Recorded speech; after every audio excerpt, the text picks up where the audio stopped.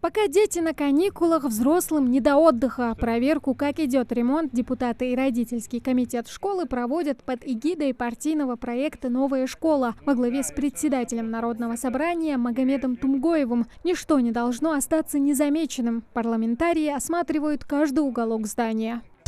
Подрядчик, правда, на совесть работает. У меня претензий абсолютно никаких нет к нему.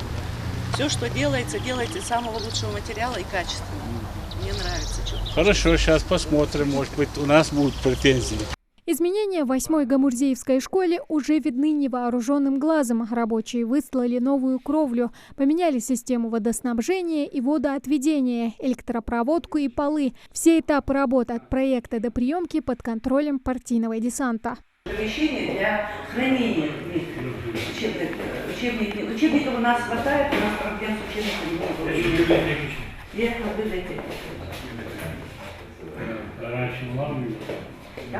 Раньше была у нас, но мы сделали побольше, чтобы дети могли, поставили столы, могли как-то литературу взять, почитать. Прежними в здании остались только несущие стены. Фасад утеплили и обшили металлическим сайдингом. Сейчас ремонтируют входной навес и завершают ремонт спортзала. Капитальным ремонтом занимается подрядная организация «Евростройсервис-2010». Двери внутренние, наружные, кафель, ламинат, крыша, кровля частично, ремонт водосточной системы, канализация, отопление, пожарная сигнализация, электрическая проводка. Стяжка была слоями, где-то несколько слоев там стяжки было, стены были, да, выравнивание стен.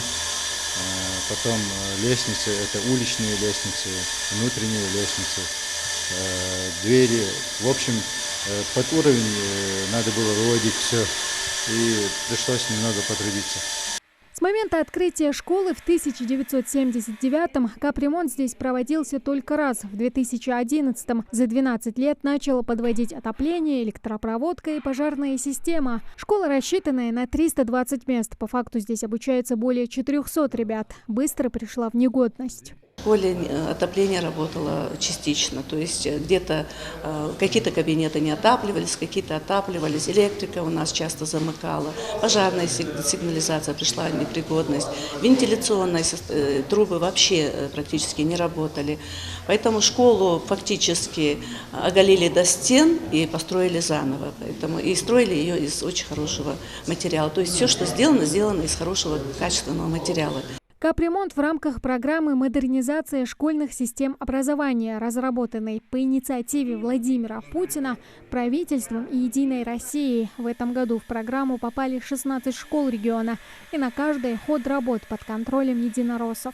Ходом ремонта капитального делается очень много. Я здесь разговаривал и с родителями школьников. Они тоже очень довольны, потому что родительский комитет осуществляет тоже контроль. Здесь будет добротная школа, куда пройдут наши детишки.